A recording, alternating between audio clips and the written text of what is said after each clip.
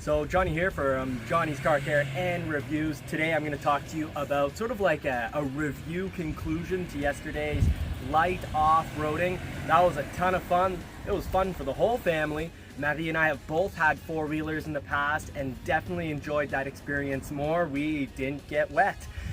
But you know what, a few things from yesterday's video or from the last video right before this that I promise I will work to get those glitches out. Something happened during the upload, but I'll work to get that video to you glitch free. But today what we're going to be talking about is just an overall review. So let's start with the paint. Because I have a ceramic coat, a ceramic detailer that I did, and I put on about 4 to 5 coats.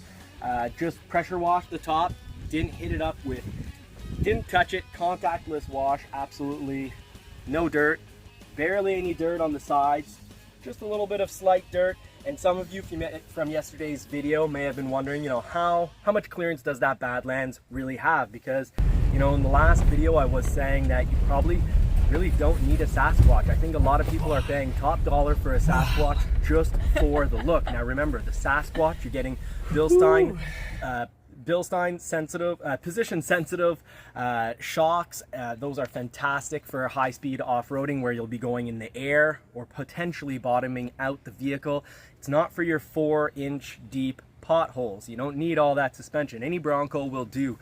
So if you do get, let's say, a Big Ben or a Black Diamond, you could always just throw on bigger tires. And if you do want to have 35-inch tires, well, you just need a 2-inch lift, and you just need to remove, probably, I don't know how safe it is, but the Sasquatch packages remove the front crash bar and the rear crash bar, whereas my favorite model, the Badlands, gets to keep those on. That's a 33-inch tire, so if you add a 33-inch tire to your other models, it should fit. I also love the Badlands because of the rock panel, or the rock guard bar right here. That's supposed to be able to support the weight of the vehicle against a rock. Now, of course, not a high-speed crash. And do remember, the Bronco is completely modular, so it is made to easily take off damaged parts. Instead of calling your insurance company, you just, you know, pop off the fender with those famous Bronco bolts and the toolkit they provide, and you get to just swap your parts. Now remember, don't take them off someone else's Bronco at the shopping mall. Just because the parts come off easy doesn't mean you should be ripping them off for your Bronco. Order them up. And for clearance, now on the side, the Badlands has a lot of clearance. You're looking at just over 16 inches of side clearance. So it's about 16 and a half, and that's why it's hard for Maddie to pop in and get into this vehicle. Come on. Plug in my hand, I can't go in. It's too high. Come on, you can do it. There you go. Put some muscle into her. It's a good thing that we have that there. It's helpful. Now if you follow me to the back.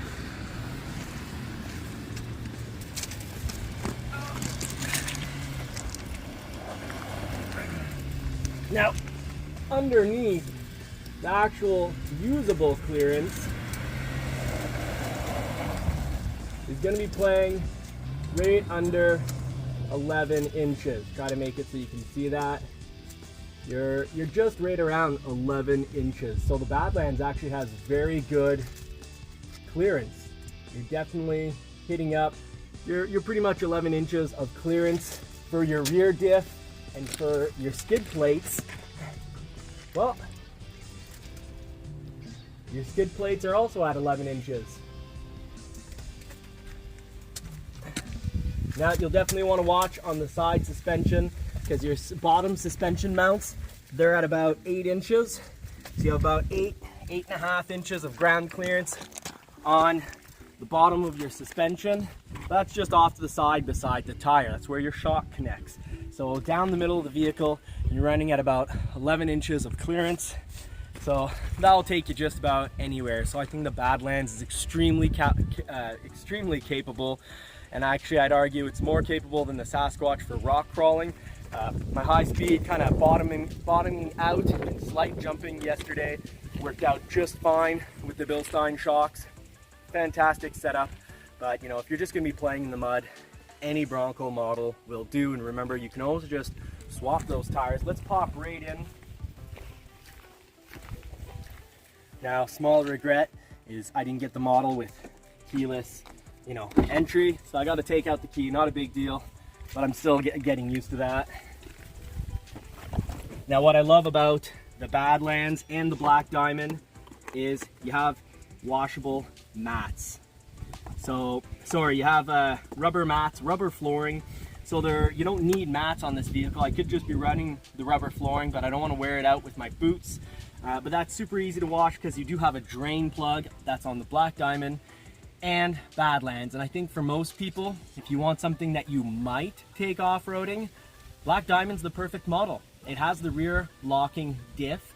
So unlike the base model or the Big Ben, or like a base Outer Banks, which Outer Banks is sort of your luxury package Bronco. If you're looking for a bit of luxury, well, you should probably go with an Outer Banks. Keep in mind, it does come with an automatic transmission. So if you get a manual, for example, a manual Sasquatch, will have a gear ratio, a crawl gear ratio of about 94.75 to 1, meaning the motor is going to turn over almost 95 times before it turns the wheels once. So a ton of crawling power. That means you have very precise power when crawling. That's really important if you're going to be doing some very low speed off-roading. Going to the mall, you're not going to need that, but it's going to be very easy to control. Now this is an automatic Badlands, so I do have the 4.7 rear axle like any Sasquatch. So what's great about that rear axle is out of the 2.7 liter, which is a very torquey engine, we're talking 330 horsepower and 415 pound-feet of torque. And that's low-end torque. Most of the time I'm driving this between 1800 and 2500 RPM. And I actually accelerate at that low RPM. So that's one of the things I love about the 2.7 liter. But with that rear gear ratio, I have about a 67 to 1 crawl ratio, or you know, my first gear is about a 67 to 1. So very efficient for, you know, slow off-roading. Now yesterday I definitely was not slow off-roading. I was more high-speed off-roading, up to about 110 kilometers an hour, which that footage was mostly on a really bad dirt road, so bad that there's so much camera shake. I couldn't share that footage, but we'll just pop starter up. I always thought the 2.7 liter EcoBoost on the Bronco would make the same noise as the F-150, but it doesn't. I find it's just a little quieter. And speaking of quieter, inside isn't that bad. Now, if you are the type to be really fussy about interior noise, don't get the soft top. There definitely is some interior noise, but just yesterday we were running top down, and you know, the first section down, which actually lets more light and sun in than if we had a hard top, and we were actually quite pleased. We were able to play the music on 12, and you know, everything was hunky-dory. We were quite pleased.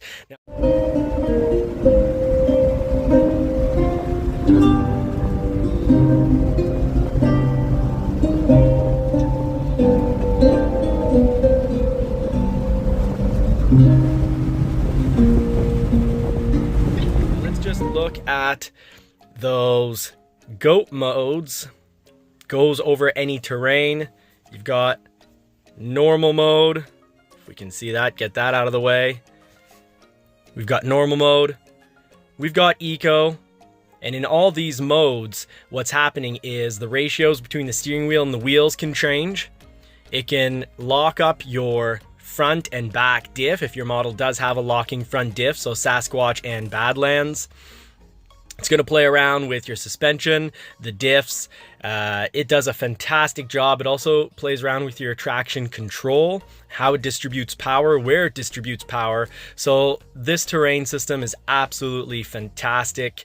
Ford used to own Land Rover, and you know, Land Rover, Range Rover. So it's a good, smart system. There's some solid engineering behind that. Now, I thought I could outsmart the system yesterday by turning the traction control off, and I did not pick my drive mode, and I just ended up spinning and almost digging into the field. So definitely smart to actually use this system. Whoa!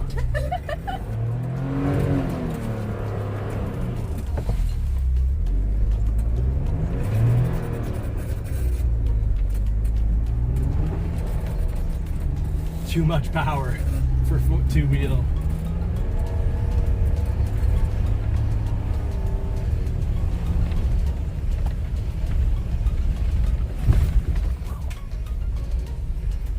do that in 4x4 now. 4A, it'll know when to drop the power. I'm spinning so much, I almost want the traction control on.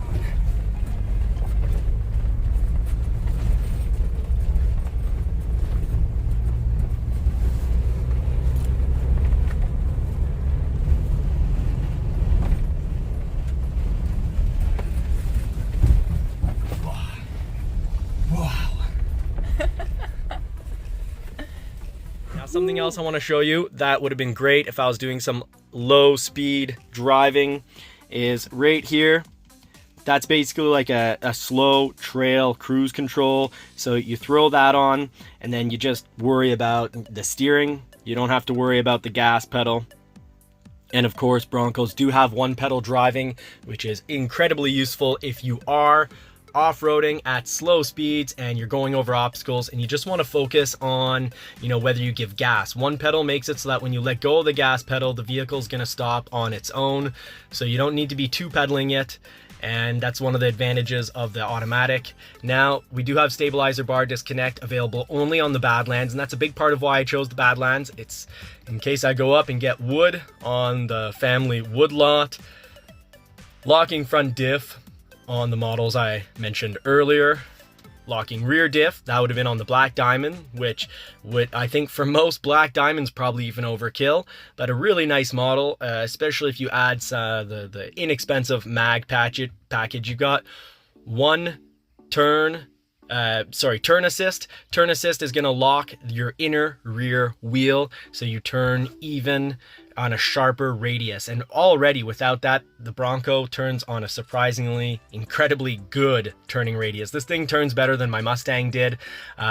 So in city driving, when you need to make U-turns, it's helpful. It's definitely helpful out on the trails. And if you do lock that, you know, lock that rear inner wheel for trail turn assist, you will definitely be assisted on the trails. And traction control, which yesterday I learned you're better off to just pick your goat mode. Now, if you are thinking you're going to be hitting up a lot of snowy conditions, the 4A available on certain models can definitely be very helpful. And the reason 4A is helpful is because it's going to decide where it sends power, how it sends power, front and back, all on its own. So you don't have to remember to put it in either, you know, 2 high or 4 high. So power distribution is completely controlled by the computing system, and it does a fantastic job of doing just that. So what can I say? I'm extremely pleased with the Bronco. With my traction control off, you know, you have to watch your revs, which, you know, your RPM is right here. That's new and different, but you got to watch those RPM, make sure you don't overheat the engine. So definitely better to just throw it in a goat mode. Definitely important to break in your engine. There's my proof right there, 2,300 kilometers. It was broken in at 1,500 kilometers. So that's what you need to do before you start fooling around. Break in your engine, vary your speed, and, you know, vary your RPM. So don't just jump on the highway and keep it at 2,000 RPM. The goal is to vary your RPM, but not bring it up high. So ideally, you know, keep it under, I'd say keep it under 3,000 RPM. The owner's manual just talks about varying your RPM and not straining the motor. So I'll take not straining the motor as definitely keeping it under 4,000 RPM. Now let's pass the camera back to Marie. And let me show you the seating. Now, what's cool is we didn't get a whole lot of mud in the vehicle yesterday. But had we gotten a lot of mud in the vehicle, marine grade vinyl is incredible. So if you do think you're going to be doing a little bit of off-roading, may I suggest for a little bit of off-roading, the Black Diamond being just the perfect package because it also has the marine grade vinyl. I personally like it as much as leather, but it's not going to take to staining nearly as much. It's not absorbent the way a leather is. It's got a great feel to it. And you know, Ford did a great job of even making it look like it's got these little lines in it. It's kind of, it looks textured, even though it's a piece of vinyl, good vinyl. But hey, Ford did a fantastic job on these seats. They're extremely comfortable. We were in the vehicle yesterday for about 5 hours. I've gone up and have done 7 hours of driving all in one day. These are incredibly comfortable seats. The roof, a little noisy, but what can you do? definitely, you know, takeaway. Year one, they definitely have the wave here. Now, if you get the new canvas top, that's about 1,695 US on the build site. They actually show the window being straight, so maybe they've resolved it. I think they've probably resolved it with that kit, because on the soft top, the image does look like it will be a little wavy, so I think that might be a solution. If you're willing to wait a little longer, there is always the hard top, but major issue with the soft top was this back window.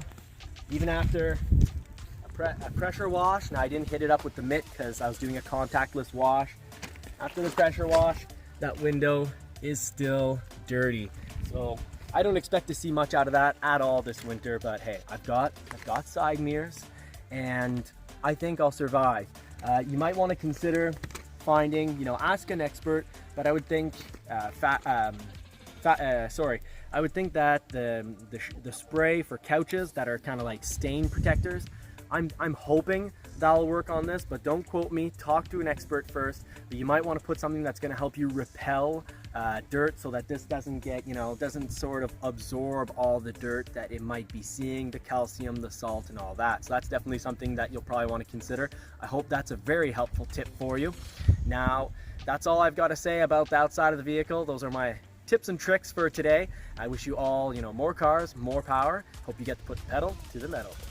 Now, for anyone doubting those stripes, hey, I gotta say they're cool in a retro sense, because there is an old Ford New Holland wagon, and you know, a little haymaker right there, and I'm kind of matching its coloring. You know, the orange, red, and the yellow. So I'm fitting right in. And for the bash plates, that's exactly why I wanted bash plates on this vehicle. So I don't know what hit up on the undercarriage, but bash plates, I think, you know, worth adding on any model that you're looking at if you're going to be looking at doing some off-roading. Now, 2.3 liter versus 2.7 liter. I do love that the 2.7 liter has both direct injection like the 2.3 liter, but also port injection. So that's going to run cleaner long term. I have more faith in that for some extreme high mileage, but both engines do have the forged steel crankshaft. So if you're worried about the power, if you're complaining about the power in either engine, the bottom end of this can really beefed up. The 2.3 liter, I've seen a Focus RS running 500 horsepower at the crank, about 442 at the wheels from what the owner was saying, and it is definitely a motor that can handle, both motors can handle more power, and simple power, just chip them. So this was a whole lot of fun. I hope you get your Bronco soon, and I wish you all well. And, you know, I was wearing my hat backwards in support of my buddy Dave over at All Terrain Nation. He's got a fantastic channel. You'll want to like and subscribe. If you could also help me out to liking and subscribing to our channel right here, Johnny's Car Care and Reviews. Now, these rocker guards or panels, I highly recommend them. You can already see that the dirt kind of kicks up and kicks in. So those are definitely going to protect you against stones in the fields. Take care and have a great week. Let's put the pedal to the metal and have a great week, gang. Take care.